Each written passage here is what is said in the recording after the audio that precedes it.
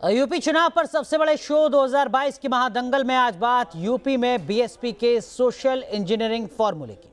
BSP ने अपने mission 2022 का आगाज कर दिया है। अयोध्या में ब्राह्मण सम्मेलन के जरिए पार्टी ने एक बार फिर 15 साल पुराने फॉर्मूले पर दाव लगाया। पार्टी के दिग्गज नेता सतीश चंद्र मिश्र ने पहले रामलला के दर्शन किए, फिर सम्मेलन को संबोधित करते हुए 2022 में बीएसपी सरकार बनाने का दावा किया।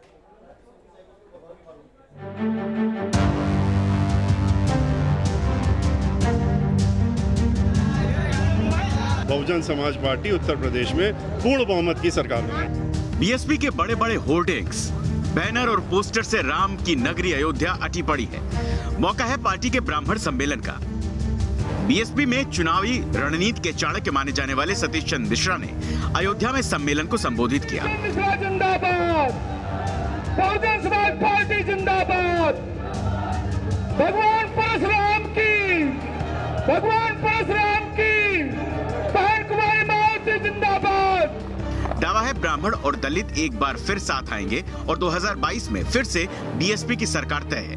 2022 में हम लोग बहुजन समाज पार्टी उत्तर प्रदेश में पूर्ण बहुमत की सरकार बनाएंगे। यूपी की राजनीति में ब्राह्मणों का वर्चस्व हमेशा से रहा है। इसे इस बात से समझिए कि आजादी के बाद यूपी में 6 ब्राह्मण मुख्यमंत्री बन चुके हैं। वैसे तो ब्राह्मणों को कांग्रेस और बीजेपी का परंपरागत वोट बैंक माना जाता रहा है, लेकिन 2007 में सबसे पहले बीएसपी चीफ मायावती ने ब्राह्मण दलित की सोशल इंजीनियरिंग करके इस वोट बैंक की अहमियत को और बढ़ा दिया था। तब ब्राह्मणों ने दिल खोलकर मायावती को वोट दिया और उन्हें मुख्यमंत्री की कुर्सी तक पहुंचाया था। उस वक्त बीएसपी ने 56 ब्राह्मण उम्मीदवार उतारे, जिनमें से 41 विधायक बने थे, जिसके बाद मायावती ने 7 ब्राह्मणों को मंत्री बनाया। और अब एक बार फिर मायावती को भरोसा है कि 14 साल बाद ये फॉर्मूला 2022 में कारगर साबित होगा। ब्राह्मण समाज से भी यही उम्मीद करती हूँ कि इनको कितना परखोगे, कितना आजमाओगे। इनको आजमा लिया आपने 5 साल, अब इनको तिलांजलि देनी चाहिए और बीजेपी के बहकावे में ना आकर तो सन 2007 की तरह बीएसपी से इनको जुड़ना चाहिए। यूपी में सत्ता के सिंहासन तक पहुंचने के लिए ब्राह्मण वोट क्यों जरूरी हैं, ये आपको समझाते हैं। यूपी में ब्राह्मण वोटर्स की तादाद करीब 14% के आसपास है। 73 असेंबली सीटों पर इनके वोट निर्णायक होते हैं, जबकि 23 लोकसभा सीटों पर हार जीत ब्राह्मण वोटर्स तय करते हैं। सतीश चंद्र मिश्रा ने ब्राह्मण सम्मेलन से पहले रामलला का आशीर्वाद भी लिया।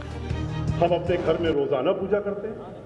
हम अपने घर में, ये लोग तो नहीं, ये लोग तो खाली दिखावे के लिए करते हैं।